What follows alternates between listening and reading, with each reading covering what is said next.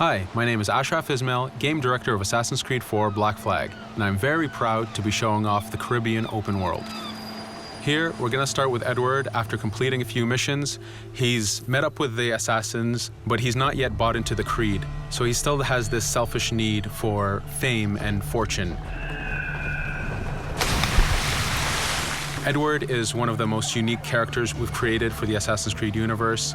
He is a man who is still trying to figure out who he is in life and what he wants to get out of it. At this point in the story, he still wants that fame, so one way to get it is to complete these assassination contracts. This is a way to make money and to gain a bit of notoriety. So here we go. We have 2 targets to take out, 2 Templar brothers. So we're going to accept the contract, and the world map is going to show us where this contract takes place. So we see here that the contract is actually very close to us. It starts in the village we're in, but as we zoom out, we want to show you the world that we have. Many locations, over 50 locations, centered by Cuba, the Bahamas, and Florida up north. This is a massive world. There's a lot to find and do in this Caribbean Sea. But now we'll get back to the Fisherman Village and go after our targets. The Fisherman Village, it's one type of location in this world.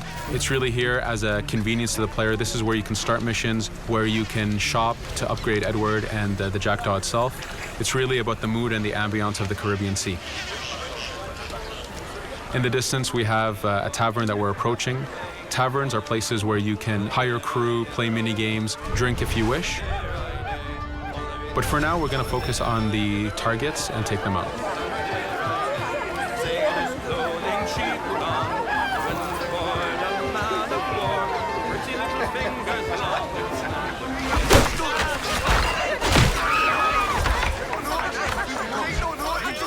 Now that we've taken out one brother, the other one's going to bolt. Just like classic ACs, we can chase him down and take him out that way, but there's many ways to complete this contract. We can use the new free aim system to shoot him this way, to eliminate him that way. We can jump onto the ship and take him out with his crew, but instead we're going to let him escape into the sea and follow him with the Jackdaw. This is your ship. This is the second main character of the game. You're going to have to customize and upgrade the ship as you go on this journey with Edward.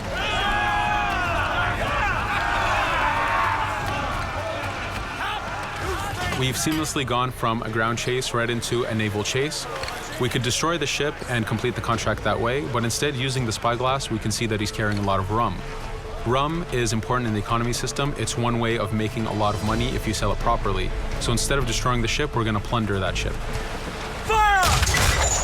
Here you can see the upgrades that we've made into the naval combat.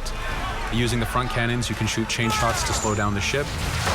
Using the new round shot mechanic of trajectory aiming, you can aim for the hull and do a lot of damage this way.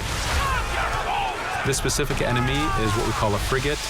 Frigates are the type of ships that you need to destroy as fast as you can, because the longer the fight lasts, the more damage they're capable of doing.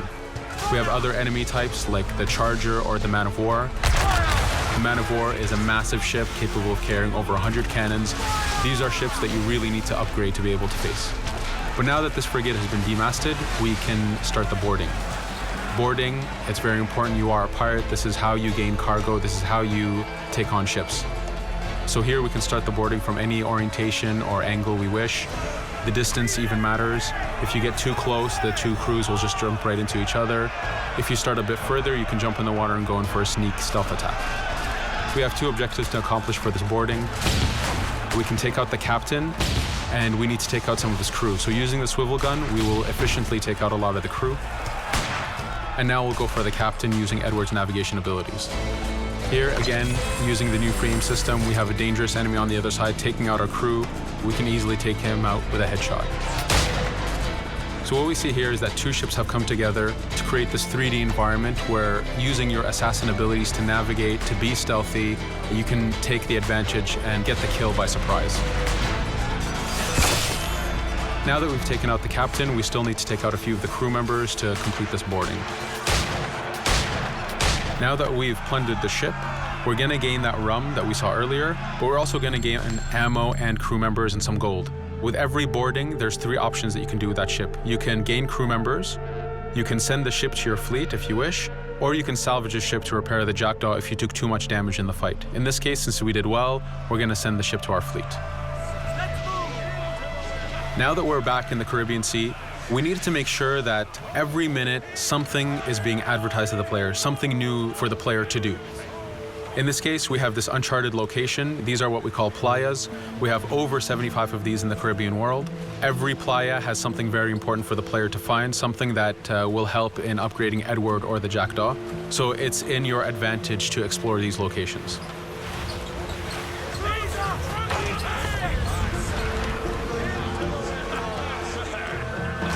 Again, for us, seamlessness is very important.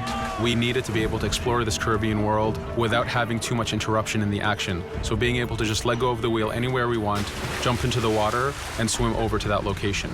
This is very important for the mood and the immersiveness of this Caribbean open world.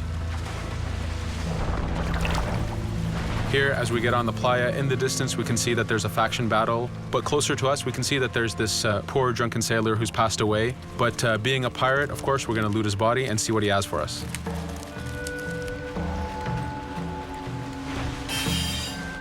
So we found a treasure map. This treasure map is asking us to go to an island called Misteriosa. Every time you find one of these, you know that you're going to find a treasure that is linked to the progression of the Jackdaw or Edward, so they are very valuable. Here we're going to take a look at that faction battle. We have a British ship facing off against a Spanish ship. We could jump in and take advantage of this opportunity, allowing each ship to weaken the other and for us to plunder both. But now we're going to make our way back to the Jackdaw. Again, this is the second main character of the game. There's a lot of customization and a lot of upgrading to do on the Jackdaw. You can upgrade all the weapons to fit the playstyle you wish. Now, as we get onto the Jackdaw, we can see that the crew is cheering for us. Edward has a really close relationship with his first mate, Adewale, standing right there, and with his crew. And this is something that you'll see later in the demo, that we can lose and gain crew members.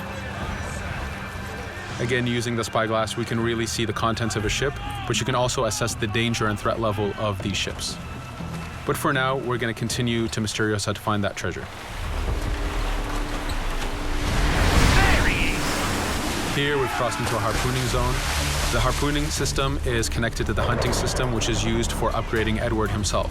So you can upgrade the number of weapons he carries, the ammo that you can carry, and even his health. But for now, we've moved past that zone and we've got into a storm. Storms are very dangerous. If you're not careful, if you don't know how to navigate a storm, you will take damage to your ship and you will lose crew members. In the distance, we can see a water spout. This is a tornado in the ocean. These are very dangerous. They can suck you in, and when they do, they tear the ship apart and take out your crew. Here we can see its effect on a ship. This poor ship got sucked in and got destroyed.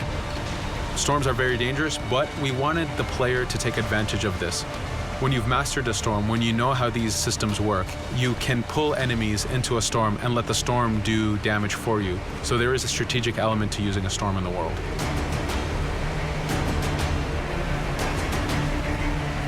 Here we can see that the storm is dying down a bit, but there's still this torrential downpour. It was very important for us to get the real mood of and atmosphere of the Caribbean in the weather cycles and in the daytime cycles.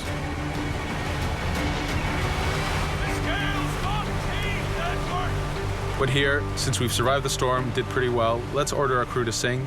Sea shanties are a part of this game. It's a collectible that you can find in the world. So the more you find, the bigger playlist you have for your crew.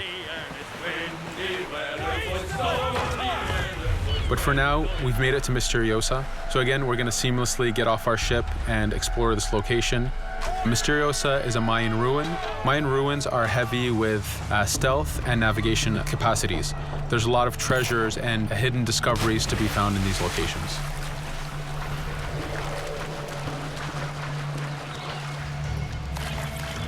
If we recall the treasure map, the treasure is hidden behind a temple. So just by quickly looking around, we can see that temple looks about right. So that's our objective. We'll head there. As we go this way, we can see there's a lot of guards on the beach. We could go in and fight them if we wish to, but to show off that this is a mini open world, we're going to try to find a different route to get to our objective. Here, we've seen a guard. We don't want to alert him, and we don't want to alert the guards on the beach, so we're going to use our stealth ability to take him out silently.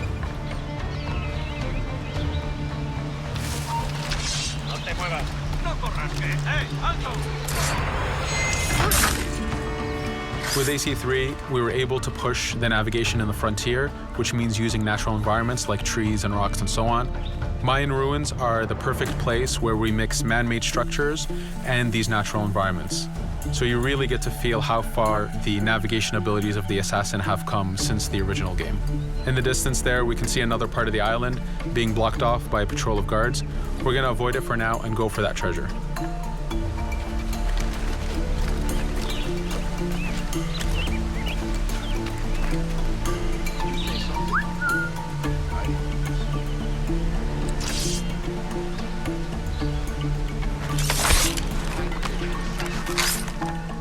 It's important for us to be able to give the players new tools, specifically for stealth. In this case, we have the blowpipe. Using the berserk darts, you make your enemies go crazy. Effectively, this means that they'll attack anything and everything in sight, including their own friends, animals, or Edward if he was in the way. So you do have to be careful with how you use it. But now that we've caused a distraction, if we happen to fall down there, at least there's already a bit of damage done for us. But using our navigation skills, we're able to get past that area without any trouble. There in the distance, you can see the jackdaw placed exactly where you left it when you got onto this location. It's really important for us to show the beauty of this Caribbean world. The Caribbean has some amazing vistas, and we pushed ourselves to replicate this in the game.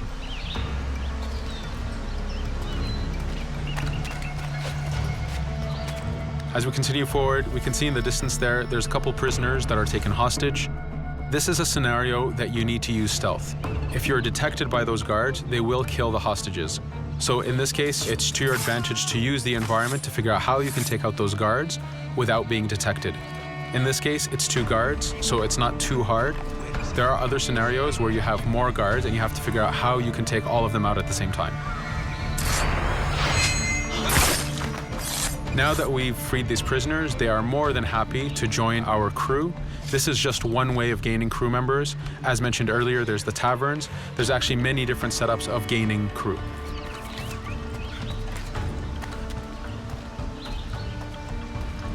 Here, we're going to go back to the treasure map. We can see that the treasure is actually behind the temple near a fountain. So if we just look around, we can see that it's around here.